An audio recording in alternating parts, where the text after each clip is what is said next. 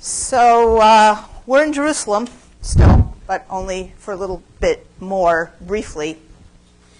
Looking at the third of the major religious complexes that Herod builds. I say major because there are more than three. We've already seen the temple to Augustus at Caesarea Maritima and the temple to Roma and Augustus at Caesarea Maritima, the two new cities that he founded, two pagan temples, temples to Rome, to the Roman emperor, to a living being, to a deity, as it were, the worship of whom had not yet ever been celebrated in this territory. But in Jerusalem, despite some of your suggestions that Herod swagger about and demonstrate that he was really the boss and he knew what was what, in Jerusalem, Herod did not do that. He rebuilt the podium for and rebuilt the temple on the Temple Mount in the city. By now 500 years old, a project that had not, for all the evidence that we have to bear, been in any part of the sites of any of the Hasmoneans who had been in charge. They built palaces, they built fortresses, they perhaps one of the Hasmoneans somewhat expanded part of the Temple Mount. That would depend on how you interpret that seam area that's on the south side of the Temple Mount. Could have been a Hasmonean, could have been one of the high priests in the 3rd century BC. No way to actually really date that beyond saying it's Hellenistic in date. But under Herod, the Temple Mount becomes the largest religious sanctuary the ancient world had ever seen. 1.5 times the space of the Athenian Acropolis. 5 football fields, to put it in modern perspective. An absolutely astonishing construction project that lasted well after the death of Herod, lasted until the middle of the 1st century CE, and was, in addition to, an enormous testament to the faith and tradition and history of the Judean populace, a splendid full employment project for the multitudes in Jerusalem, because work on the Temple Mount occupied hundreds of craftsmen and masons for decades. And any ruler who can keep employment at maximum is a guy who is not generally going to suffer too much from idle hands and the idle chatter that may sometimes accompany them. So you're looking here at a reconstruction model. This is actually part of a huge model that's been made of Jerusalem at its height in the time of Herod, at its construction height in the time of Herod. And you see the Temple Mount with the south entrances, the large 200-meter wide steps, and then the second entrance, which was only for priests. So this is the general public entrance, the mikvah odor on this side here. You see a lot of hypothetical construction here below the Temple Mount. None of this is supported by archaeological evidence. We don't have any evidence for it. But we do have the street that ran along this side below the western side of the Temple Mount. And from street level and valley level, this enormous staircase supported by an arch occurred. And then from the hill up here, so this is a valley. You have to imagine this is a kind of valley. And there's the slope of a hill here, obscured by the structures in this reconstruction model. And it is from the hill directly, without having to go down into the valley, that you could also access the Temple Mount from another bridge that crossed the valley, was also supported by a vaulted bridge. And this brought you directly into the the bare area of the Temple Mount immediately outside the wall that set off the temple. You recall that the bulk of the Temple Mount is bare. It's to accommodate the enormous crowds that would have been there on the pilgrimage festivals 3 times a year. The only other construction besides the temple itself was the royal stoa. You would access the royal stoa directly from this valley staircase and bridge, but you would bypass the royal stoa and go directly onto the top of the Temple Mount from this secondary bridge. And the evidence for both of those exists still today. Here on the wall of the western wall of the Temple Mount at its south end, the lower part of the springing of this arch is still there, and here you see a reconstruction drawing of what this would have looked like. And this is actually inside this arch right here, and it is today a prayer area, and where the prayer books and shawls and other accoutrements that men use when they come to pray here daily is stored. This arch is called Robinson's Arch. It's named after a 19th century British, I wouldn't really call him an archaeologist. He was sort of a looker-abouter and a namer. He traveled all over, and he was a biblical scholar, and when he saw things, he speculated and wrote about what they were. And he is the person who said right away, this is the lower part of the springing of an arch that supported a bridge that allowed access into the Temple Mount. And after him, this is called Robinson's Arch, and this is called Wilson's Arch, after another 19th century explorer. So these are the 2 entrances on the west side. And today, for any of you who have been or are thinking about going to Jerusalem, this is the section of wall right here. This is the section of retaining wall that today comprises the holiest spot for religious Jews, and one of the 3 pilgrimage spots for one of the 3 great religions who regard Jerusalem as a holy city. The second, of course, is the Dome of the Rock, which is now in the place where the temple would have been for Islam and for Muslims, and the Church of the Holy Sepulchre, which we will actually be learning about in a couple of weeks for Christians, and it's not in this particular section of the city. So this is the so-called Western Wall, what in the 19th century was called the Wailing Wall, and is, as you can see nicely in this model, the lower part of the podium wall that supported the Temple Mount itself. The Temple Mount, the upper parts of the Temple Mount were decorated with these narrow bands of slightly set out masonry. And we have fragments. There's been the recovery of fragments of these bands from excavations around the southern and the western parts of the Temple Mount.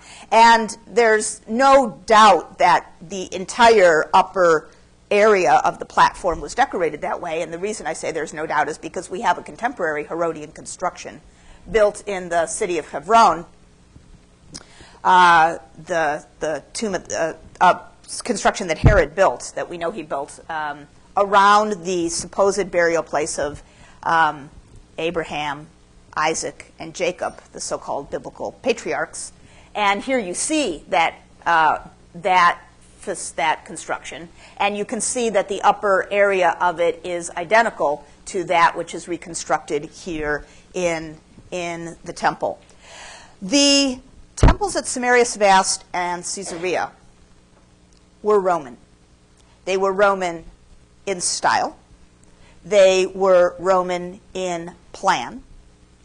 They were Roman in the identity of the deity celebrated in them. This, however, except possibly for the sense of how big it is, bears no stylistic or formal similarity to Roman constructions. It instead channels a very different tradition of religious architecture. What about the vaulted arches? Well,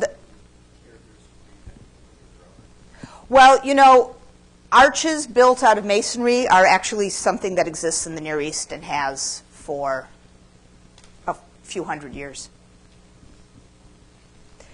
For any of you that have ever had another class with me, you know that you've been let in on the secret that everything starts in the East.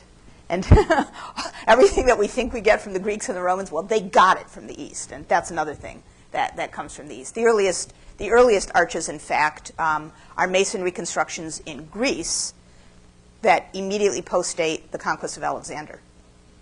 And Alexander's engineers clearly saw them and came home and started to build them. The Roman invention is not the arch. The Roman invention is poured concrete. So you can make an arch without individual stones. But the engineering technology of an arch, that's Near Eastern. So what is the tradition, the larger tradition, that is being channeled here?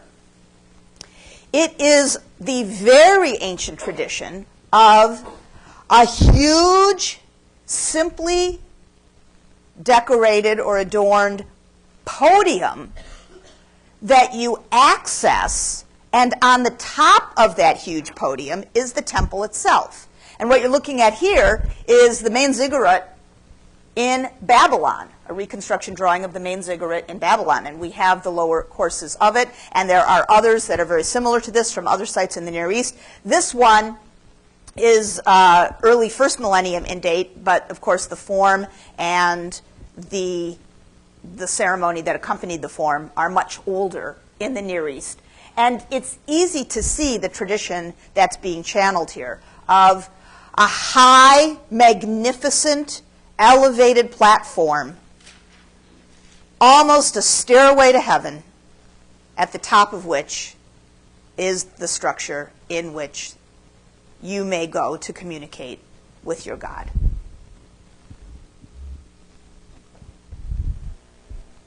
So 3 completely different sorts of religious constructions to go very well with the challenge that Herod had, which was not so much, if at all, to unify culturally his culturally disparate kingdom, but to communicate clearly and sympathetically to each of the constituent cultures in it that he was their king.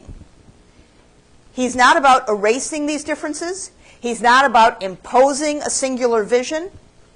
He is about accommodating each of their customs, their beliefs, their ways, and demonstrating that he can help them so that he can better pave a two-way street of support and cooperation.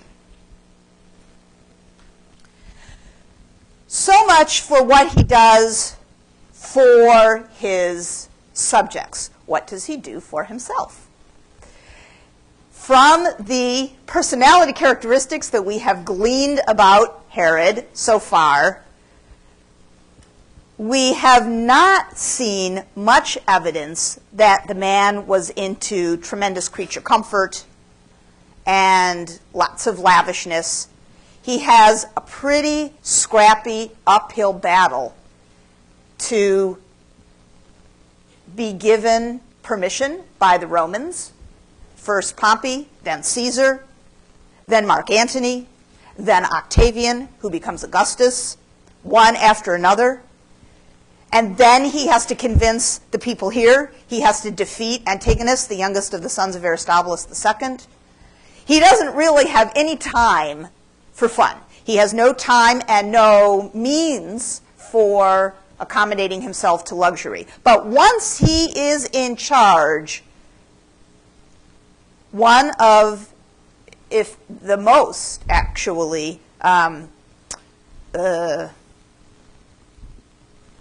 popular of the categories of building projects that he embarks on are a series of palaces. And we talked about this the other day when we talked about, well, what makes a king? How do you demonstrate that you're in charge? How do you demonstrate that you're a king? In the Near East, you do it with a palace. And successive empires, the Assyrian Empire with its capital at Nineveh, the Babylonian, and here is one of the interior rooms at the palace at Nineveh, the Neo-Babylonian Empire with its capital at Babylon, here the Ishtar Gate, the Achaemenid Empire with its capital at Persepolis, here the Palace of Darius at Persepolis. What you do is you build palaces. You, in the Near East, are a king of an empire, and each of those empires had one capital, and in the capital there was one palace. Herod didn't really have an empire. He had a kingdom. It was relatively small. Nonetheless, he had 1, 2, 3, 4, 5, 6, 7, 8, 9, maybe 10, possibly 11 or 12 palaces. We're only going to look at a few. You'll be happy to learn, although you've got a lot of reading about them. Many of the palaces have been excavated. They are fantastic. There is a common theme in the Herodian palaces, and it could be called unlikely spectacle. At the places that we will be looking at here, where Herod builds, each of the palaces is designed to demonstrate Herod's delight in mastering, denying, or overcoming the most obvious physical aspect of the place where he's building. So here you are at Caesarea.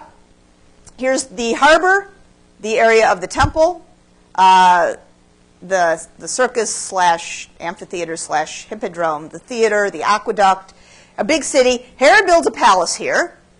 The palace is here. You are on the design team. What is the aspect? Herod says to you, this is going to be a place where people are going to be most impressed that I am the master of what? What is the most obvious and yet the most difficult to aspect, imagining, to overcome? Consult with one another briefly and quickly.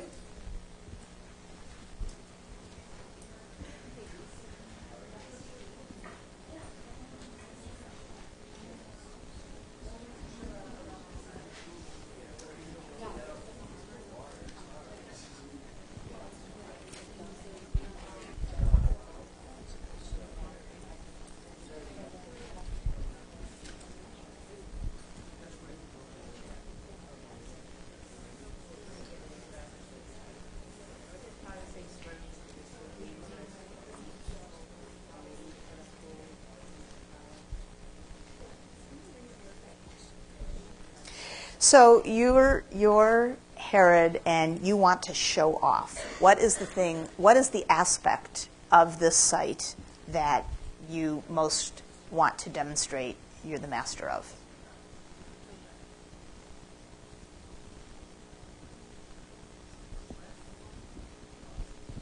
The cliff. There's no cliff. What cliff?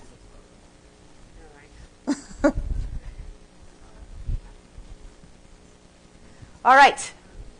All right, says the king. What should it be?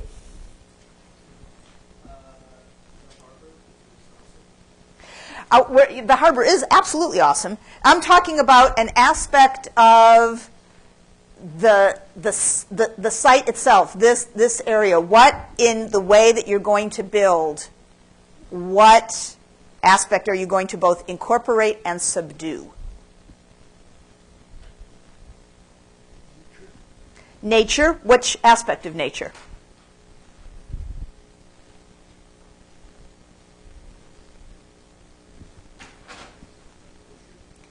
The sea. What is it about the sea? What's the thing about the sea? It's salty, and plants don't grow. Right? Salt water, plants don't grow. So what Herod builds is a freshwater garden jutting out into the sea as the lower level of the palace. We call the palace, which you see here, the promontory palace for absolutely obvious reasons. And because of the boldness of Herod in putting a palace on this natural piece of jutting out bedrock, most of it is gone now. Certainly most of the lower level of it is gone. But you see an aerial view here, the most outstanding feature of the lower level, which you can also make out. Oh, wait a minute, I didn't get any of my papers out here. And I have all these measurements that I carefully looked up for y'all. So there is this pool.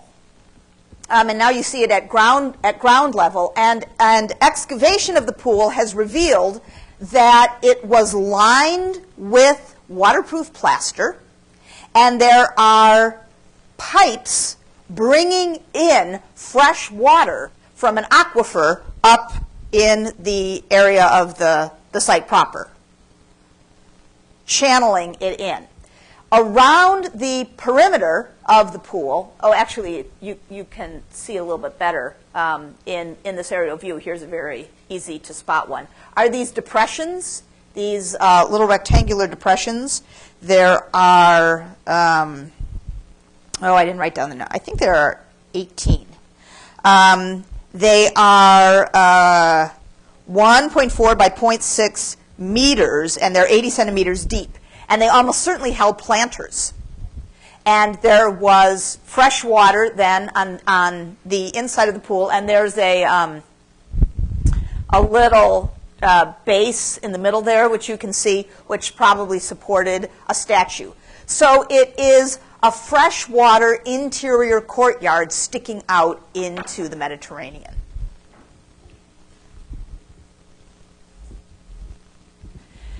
On either side, here and here, were dining rooms. So from this dining room, you could look out at the sea itself, and from this dining room, you had the waves crashing up against your back and looking out at what seems to be this completely tamed garden interior space. So here's a reconstruction of this, this facility. This is from Ehud Netzer, who's always has a couple little adorable odds and ends in his reconstructions. You've got this along with plans, along with a lot of description in the readings you have in your course pack. My favorite part of this is the little boat and the little launch pad that he has envisioned here. You can see that this is an act of fun imagination because here's the evidence. So, but what Ehud says, if you ask him, Ehud started out, I should tell you all, as an architect. He actually trained as an architect, not an archaeologist. And he thinks like an architect, which is useful. And he points out that there is this additional spot here that juts out, this natural bedrock shelf. And his thinking is Herod would not have ignored that. He would have deployed that. And this would be a way that, you know, if Herod was planning to come back from some trip, not that we know that he took hardly any, he would come into the harbor, and then he could just take a little skiff down to the palace. Wouldn't have to, you know, you could go back and forth from the harbor to the palace, or visiting dignitaries could come directly to the palace, and then they had their little boat launch. But the palace is actually two levels. There's this lower level here. That's what you just saw the reconstruction of. And then there is a little bit of a cliff. It's not really a cliff, but there's a rise, 6 meters worth of difference between this area up here and the area down here. And this area has been excavated. There was enough left to excavate up there. And what was discovered was a very, very large, much larger actually, peristyle courtyard. I have a measurement around here somewhere. 50 by 30 meters, so quite sizable. and then rooms around it. So it's been eaten away on one side there. And you can see in this aerial view that the theater is oriented. You may have noticed and wondered before about the orientation of the theater, which is tilted in a kind of funny way.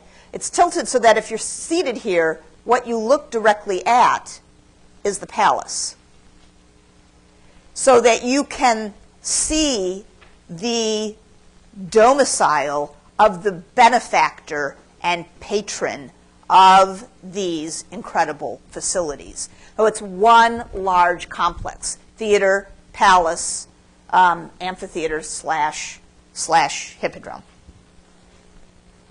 Jericho. Lindsay? Yeah, on the plan right before, there was a mikvah below Carousel Courtyard and the audience hall. Why would he have been interested in building a mikvah? He's not Jewish. There are, as you'll see, mikvaot in other of his palaces as well. He would have wanted to accommodate Jewish sensibility, apparently. He would have wanted to be able to accommodate visitors who would have felt that they wanted that installation. I should say, however, that the mikveh here in the Promontory Palace, there are mikvaot in others of his palaces, so it's not impossible that this one is Herodian. But this palace here, the Promontory Palace at Caesarea, continued to be used for a couple of hundred years by Roman procurators after the time of Herod, and there were a lot of modifications made. And this mikveh is almost certainly actually not Herodian. It's later. But that said, we have them in other of his facilities. So there could have been one there originally. Okay, Jericho. What is the aspect here that you are going to be suggesting to the king that he show off against and defy? Consult.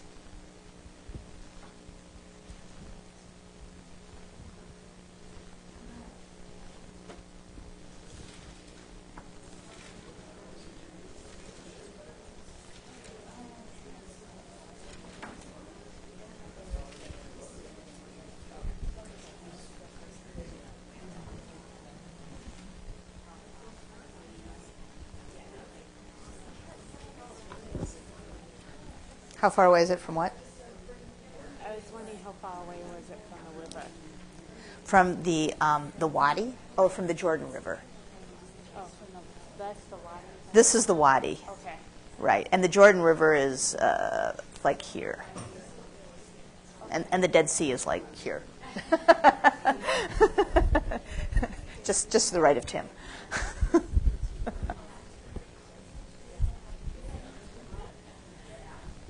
All right, says the king. He is an impatient guy. What do you think? What do you think? Sarah?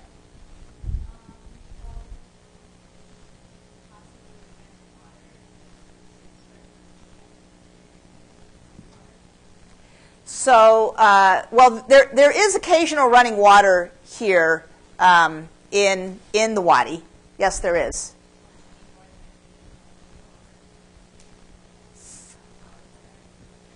So, in part, just something that has the evidence of a lot of aspects of water, or that deploys water more.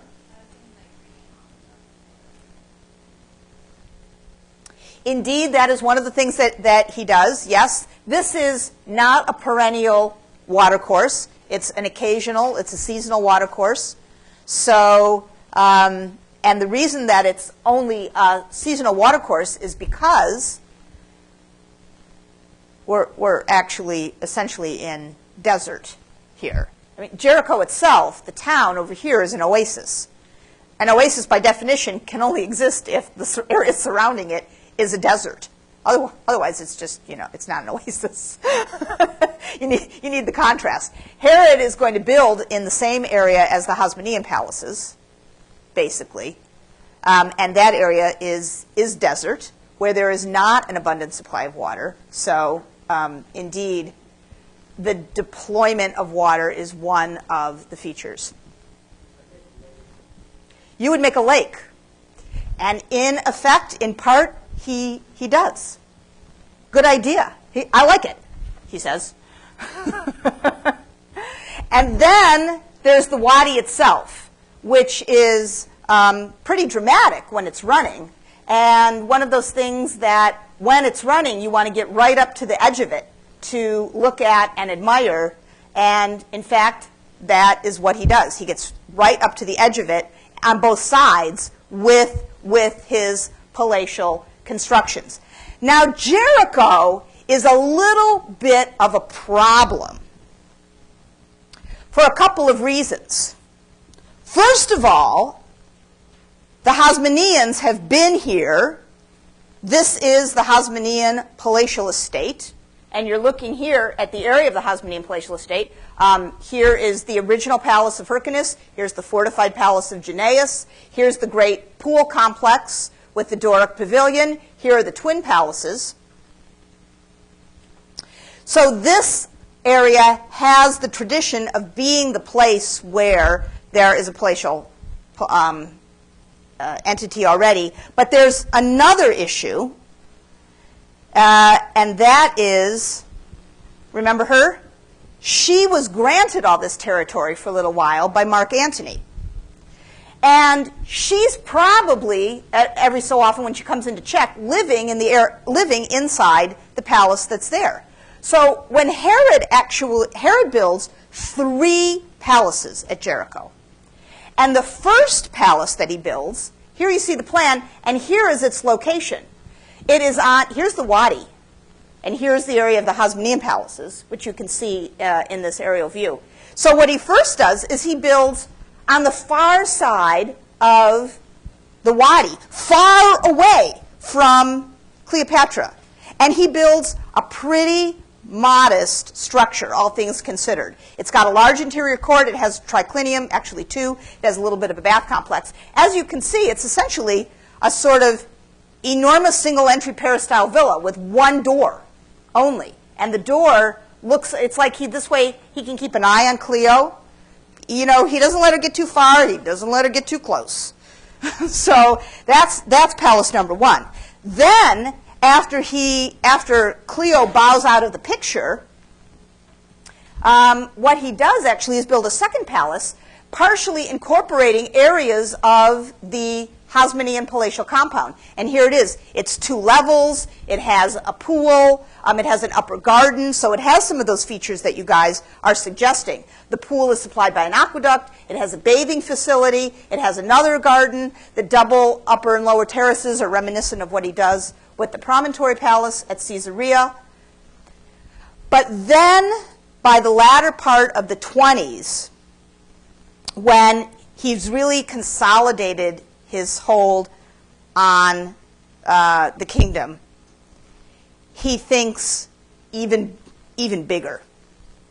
And he builds a third palace, his final palace at Jericho, which is flanking right up against on either side of the wadi itself. So here's the wadi Celts, and here is the north wing of the third palace. And you see what he does. He gets this is Herod now. He gets right up to the edge. It's like, it's a significant drop down to the level, as you can see here. And he was he got so close to the edge that, as you can see from this reconstructed plan, parts of the palace have disappeared because they've fallen off. But the Hasmoneans stepped back. They were like, we're going to build in the area. And Herod says, I'm going to build here, right here. So there's a north wing, there's a south wing. Here's your lake. And it is 42 by 90 meters, 138 feet by 295 feet. All right, so it's not a lake, but it's a darn large pool. So it's very significantly sized. And then a bridge to go across from the north wing to the south wing, a bridge that spanned. Let's take a look at the north wing. The north wing is obviously a very formal, ceremonial place. There is a colonnaded walkway right along the edge of the wadi itself. All of these palaces you have readings for, and you have plans in your readings. So I decided to not kill any more trees by handing you out more plans for these. There's masonry style, so Hellenistic style stucco decoration in this small triclinium that looks out onto this colonnaded courtyard, which is a garden. And then there are these small reception rooms, which were decorated with beautiful stucco on the upper parts of the walls and very elaborately painted frescoes, which are the same sorts of styles as are current in the very end of the 1st century BCE in Rome and Pompeii. And this is from the House of the Vetii in Pompeii. And you can see, for example, this fanciful column, and you can see the similarity in the fake architectural painted additions on the walls here.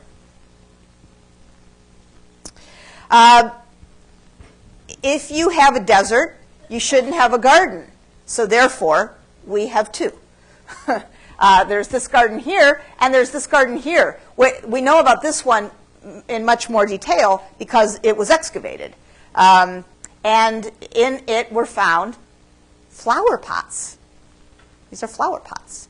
There were 7 rows of 12 pots apiece, surrounded by an Ionic colonnade. So you have to imagine inside here a huge, the person who excavated and reconstructed the garden, Kathy Gleason, who's a landscape archaeologist, she thinks that they were balsam shrubs. So balsam shrubs grow to about this high, and they have very fragrant white blossoms on kind of spiky, spiny branches. So it would have been an interior, very heady space, a balsam garden. And then right next to it here was an enormous formal dining room. The only way that you could get into this formal dining room was from here. You couldn't come in from the side. So you entered the complex and you walked down this colonnaded stretch, and then you would have walked into the dining room. And you see, you can get a sense of the size from these guys standing. It was 62 by 95 feet, this formal dining room.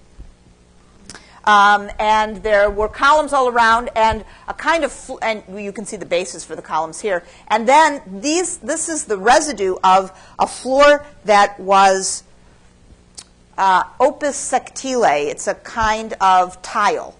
It's a sort of tile floor where you have chunks of marble or colored stone placed to make a decorative design. And then the interior, the inside, would have been mosaic. So that would have been made out of then tiny little cubes, making a picture. Or actually probably not a picture, but a geometric design. And then a bridge led across from, I have to say something. This always tickles me. This reconstruction drawing, which I think you have in your books, Ehud Netzer is responsible for this reconstruction drawing, and it's very nice, and you can see the one interior garden, the triclinium, the other triclinium here, and then the garden that I just showed you, the one with the flower pots. Kathy Gleason, the landscape archaeologist who did the excavation and reconstruction, she has a reconstruction drawing of this too. And in her reconstruction drawing, the plants are, the plants are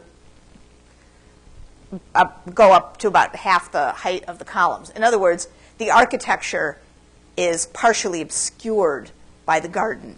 And in Ehud's reconstruction, the garden is completely dwarfed by the architecture. And I just find that a wholly hilarious commentary on the angles of entry that the two of them have on this. And a reminder to you that you should always know what somebody is actually after when you look at something like one of these reconstructions. So I personally am positive that Kathy is right and Ehud is just thinking wishfully here, and you would have not had these things which look like, I don't know, little creepy ground cover things down at ground level. All right, so here's that garden, that triclinium, and the bridge would have been right about here, coming over to this side of the wadi. And then there was, over here, an enormous sort of walkabout garden area. And it was low level here, but there was a tiered apse, and there must have been flower pots on the apse, and there were pipes bringing in water, carrying it from the aqueduct that came down from the mountains over in this direction and fed all of the plants here. And in this reconstruction drawing, you get the nice sensation of the wadi kelts in season with the water running through it, and the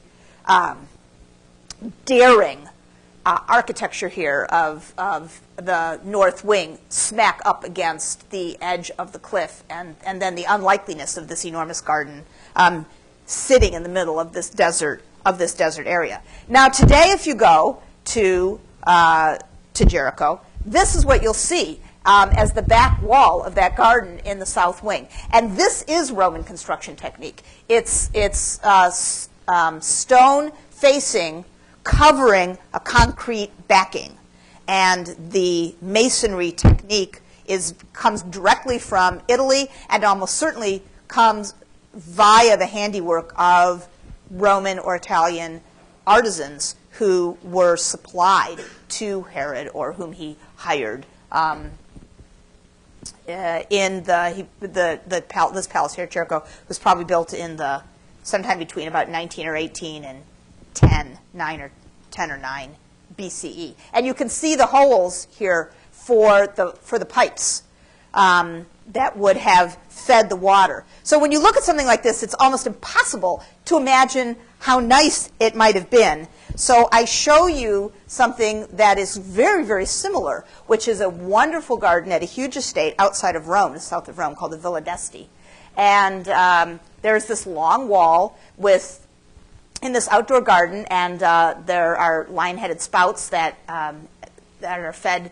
There are pipes that come back through, and then the water comes out through the mouths of the lions, and it is collected in a channel down here, and of course all of the water supports this abundance of greenery. And you have to imagine this dusty gray-blue wall of bricks and the south area of the palace at Jericho being so lush as that. The stucco decoration in the side building, here you see a piece of it, emphasized again this vegetative lushness, this garden lushness. And so the whole effect was flamboyant and, like the other palaces that Herod built, most unlikely. Masada. Masada, of course, Herod had a warm place in his heart for Masada, because this was the old Hasmonean fortress down in the desert where he secreted his family when he hightailed it to Rome in the year 40. He put his family here after he had won a battle against Antigonus outside of Jerusalem, but then he realized he was going to need help. And you recall that he comes down here to the desert, he puts his family up here, probably in some old, by now, sort of broken down structures that had been put up there by the Hasmoneans, who had used this as one of their fortifications. He went to Petra. He was rebuffed. Then he went all the way to Alexandria. He commandeered a ship. He went to Rome. He was declared king. Then he came back, and he had to fight for the crown. So Masada is a place that, like Jericho, was a Hasmonean, built-up Hasmonean place that he turns to his own devices. And what here is the physical aspect that Herod would like his architecture to flaunt. Consult.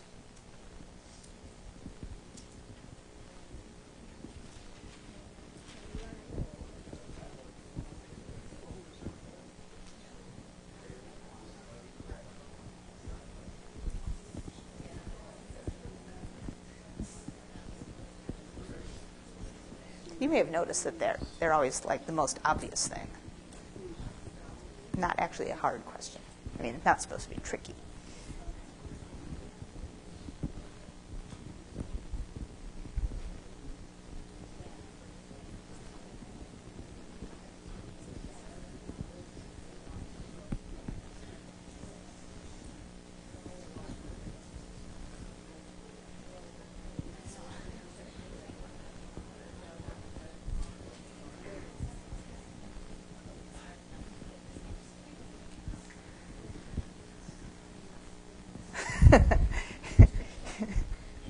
Yes. Oh, it's a bathing complex. It's like a spa. There's a sort of a plunge bath, and there's a hot room, like a sauna kind of a thing, and it's up on the top of this mound, and so you would come across the bridge over the wadi, and then you'd go to it. Yeah, but it's sort of private. I mean, it wasn't that large. Yeah. Oh, mighty cool. And it had a little private dining room. I mean, it was... You would have liked to be a guest of Herod's, as long as you didn't piss him off.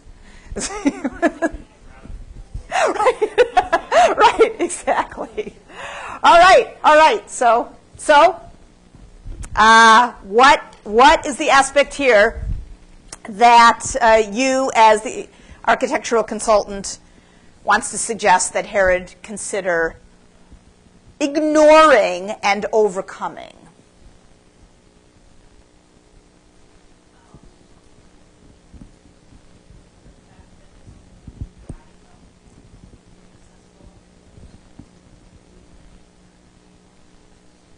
Yeah, the fact that it's really high up. It is high up, and it is inaccessible, and what would you do with that as the feature that you want to overcome? Why, you would build a palace in 3 tiers on the precipice of the north end, which is here, and that is exactly what he does. You cannot say that this is a man who does not think big. There are big cisterns. Huge cisterns. You don't get water up there. You keep the water that happens to fall every so often. Water, there's dew in the morning, and occasionally it rains. And there are monumental cisterns to stash the water.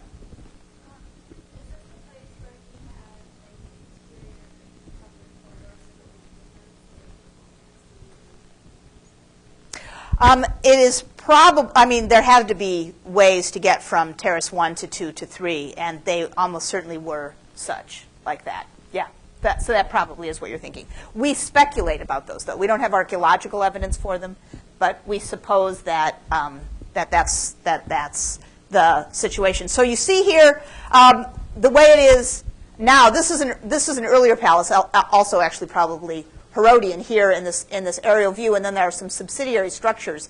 But these are storerooms that accommodate the North Palace, and they are in this area. Oh, right here. They're in this area here. And then right off of the North Cliff are these 3 terraces, and here is a reconstruction drawing of those terraces. It's a 20-meter, that is a 66-foot drop from terrace 1 to terrace 2, and from terrace 2 to terrace 3, and here, Sarah, are your reconstructed ways down or up. And from terrace 2 to terrace 3 is a 13-meter or a 43-foot drop. The drop in toto is the height of an 11-story building. Obviously, Herod did not have acrophobia. It's impossible for me to imagine that all of his guests shared that as well. And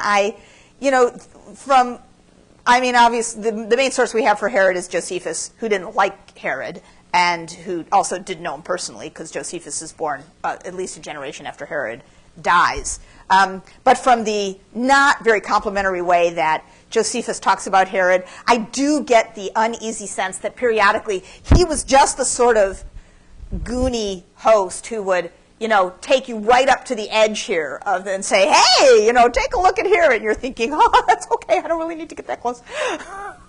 Kava.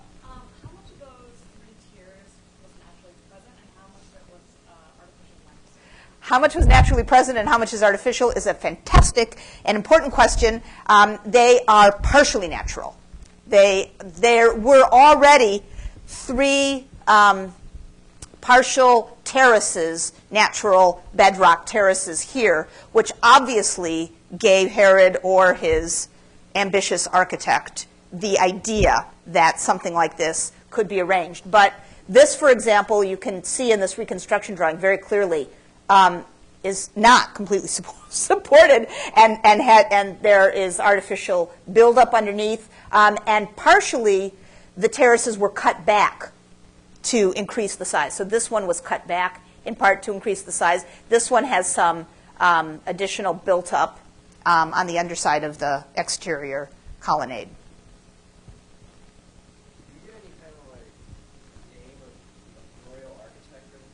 Wouldn't that be great? We do not. We do not. It's not like Hadrian and Apollodorus of Damascus. We don't.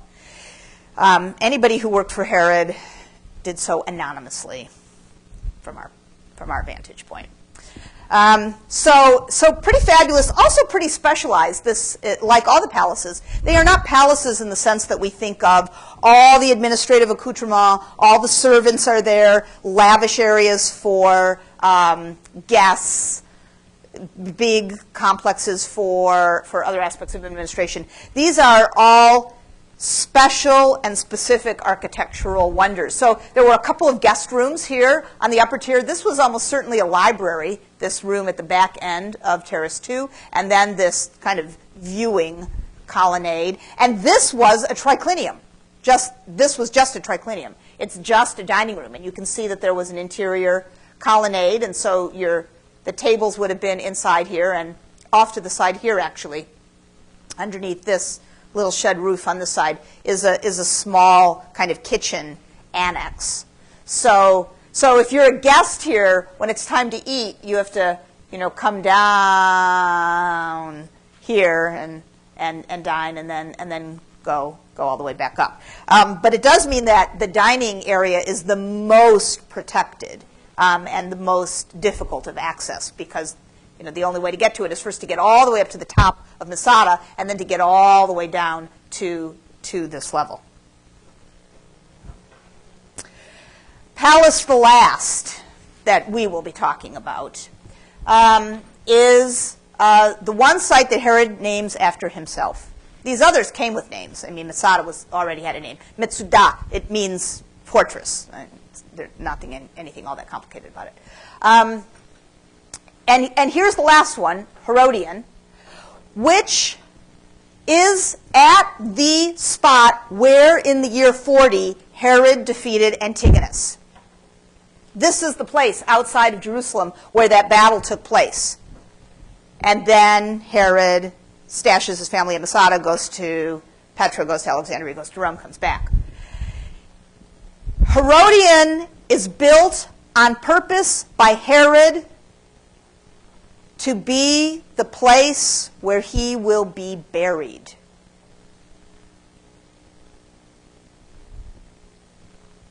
You're looking here in the distance at the landscape of Judea. And in looking at that landscape, what do you think is behind the design of Herod's decision here? This is Herodian.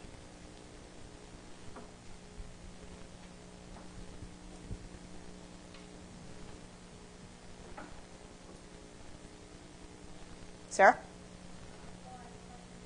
Okay. It is a completely artificially built up mound.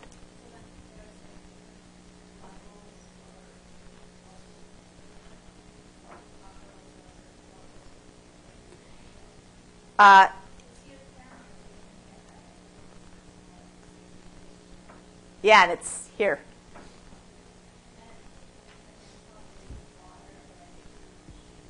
There are cisterns on in some of the inside vaults. Cisterns in some of the inside vaults.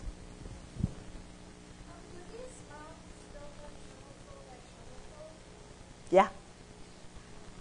Yeah. Exactly.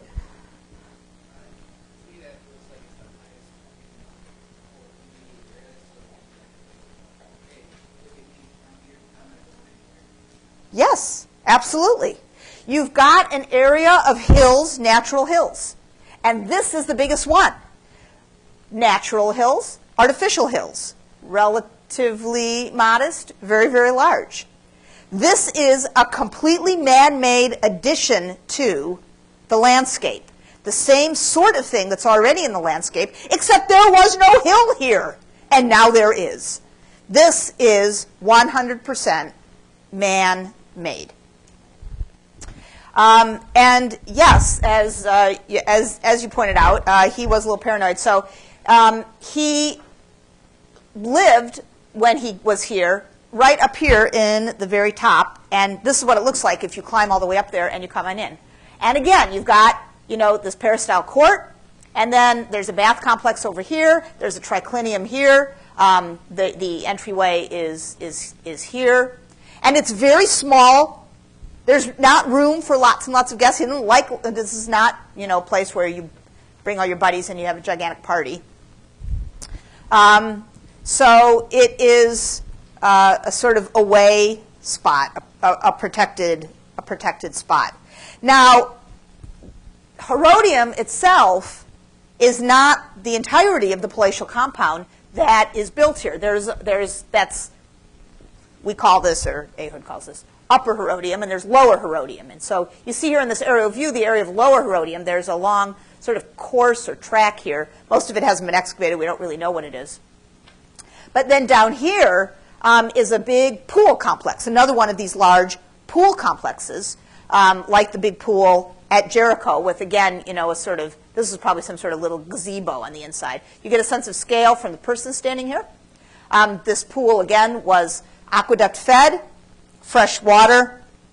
There were probably little, like the ancient equivalent of a paddle boat, so that you could go out to the gazebo, and then here in this arid, deserty landscape, you would be in the middle of a sort of small man-made lake. Big colonnade around it. Here's a detail of the colonnade that you can see here.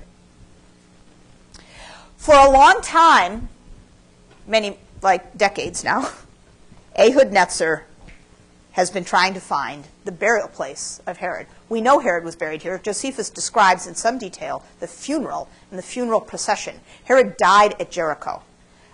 He was sick for a while. He was old. And he died of natural causes. He wasn't killed by some usurper. And there was a huge and lavish funeral with a long procession that came to Herodian.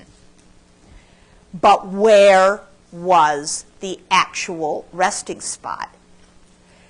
For a long time, Ehud thought it was someplace up here in the in Upper Herodium. There's the one completely circular tower. Let's see, where am I now? This one is completely circular, whereas the other ones are semicircles. So for a while he thought it was inside the semicircular tower. He excavated down inside here. Then when he didn't find anything there, he turned his attention to this area down here in Lower Herodium. He thought maybe this course was where the actual funeral procession was. He thought this building that was here at the end, this structure, which is now very damaged, might have been a kind of mausoleum, the area where the bier and the body of Herod was actually finally laid to rest. Then last year, in excavating along the, I forgot I was going to show you this. I'm going to keep on going and come back to that. Excavating in the area of the, along the mound itself, he found a platform about halfway up the side of the mound.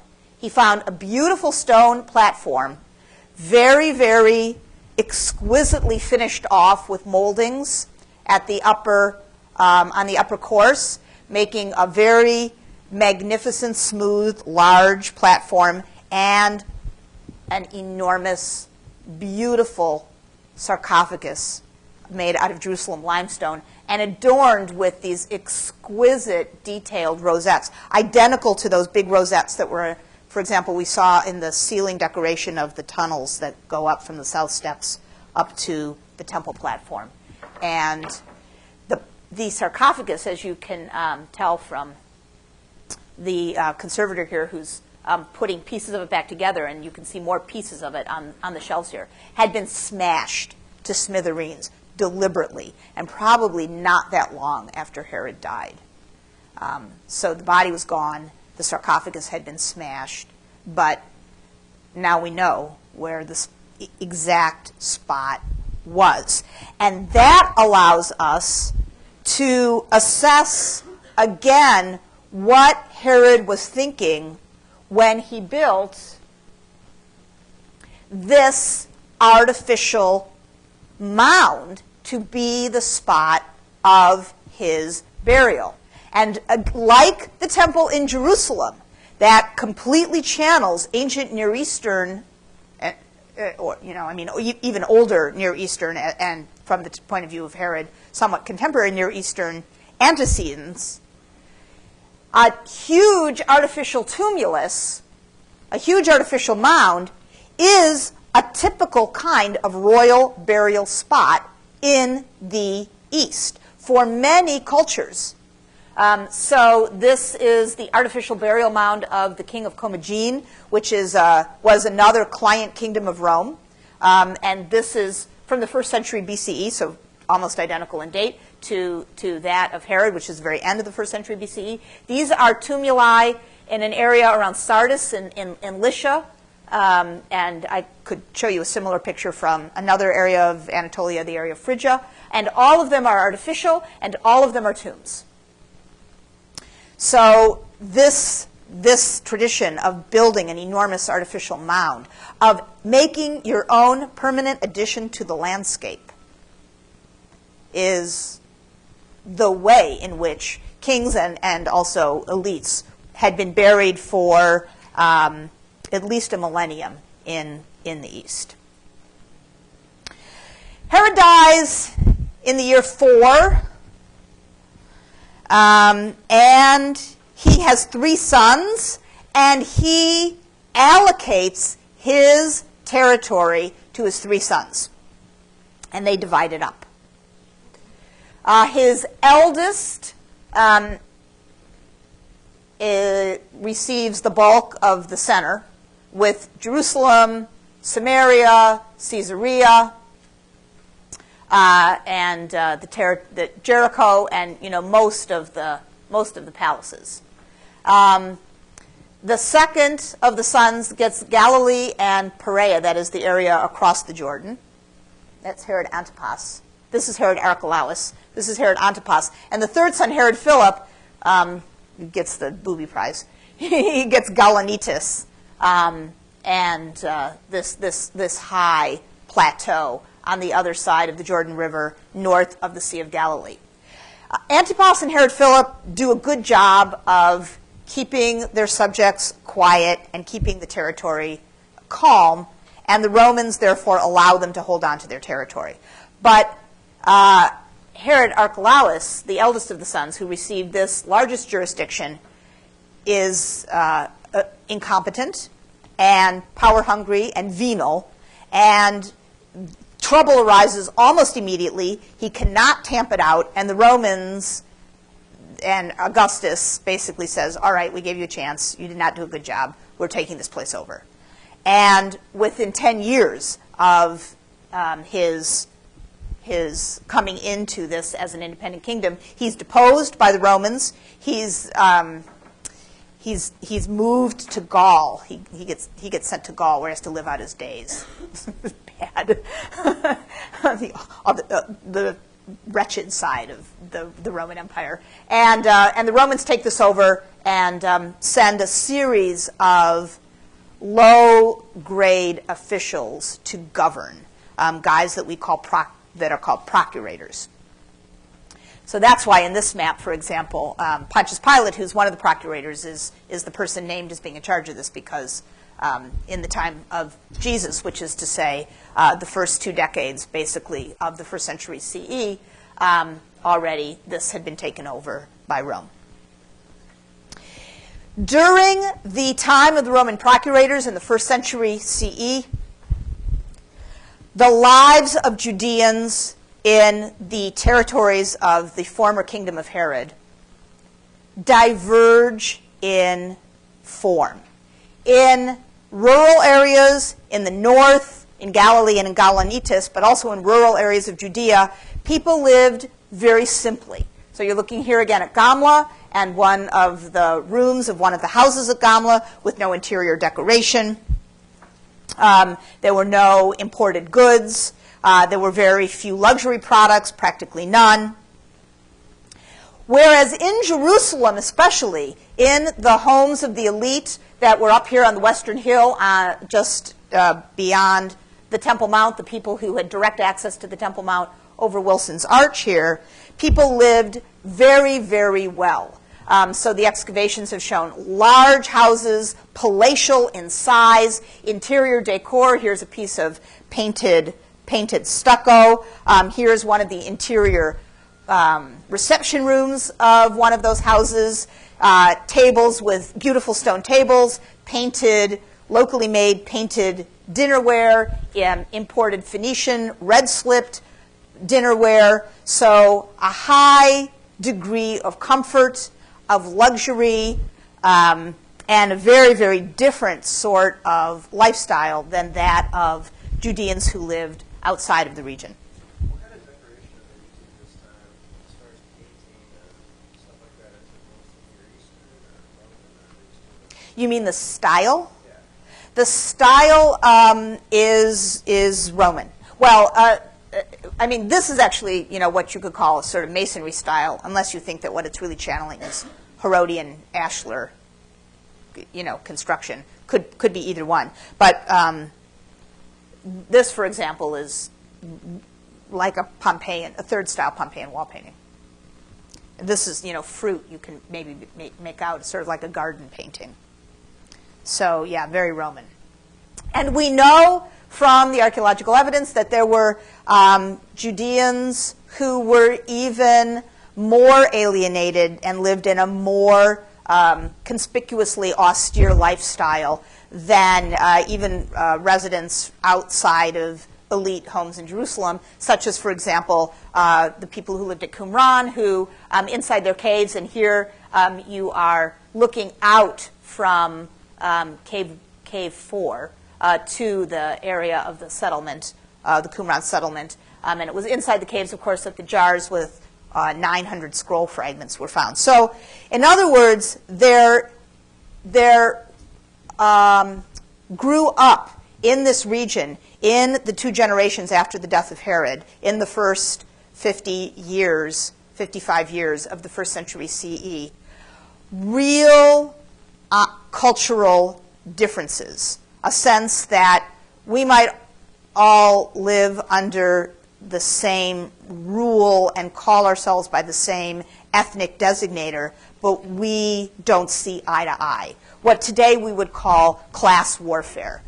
And that led to real differences of opinion about how to proceed against increasingly difficult to accommodate Roman procurators. And in the year 66,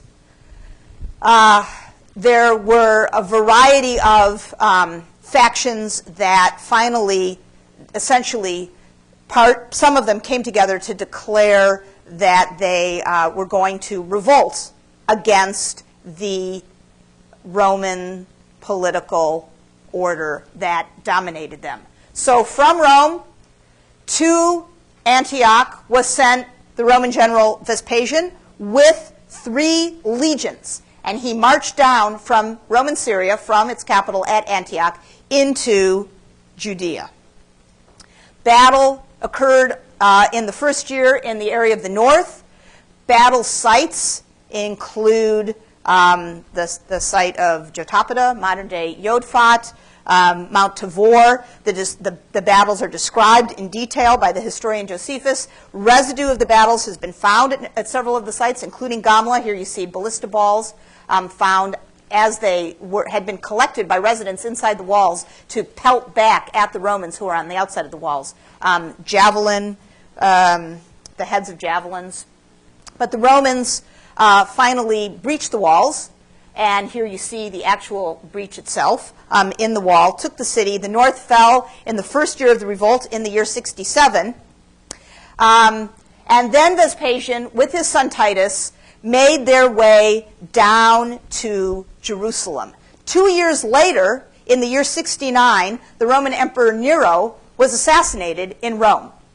And the legions of Vespasian declared him the next emperor of Rome, and he set sail for Rome to fight for this against 3 others who had also been elevated to this, and left Titus in charge of the final siege and destruction of the city of Jerusalem, which we have ample archaeological evidence for, and we know the date of. It's the year 70.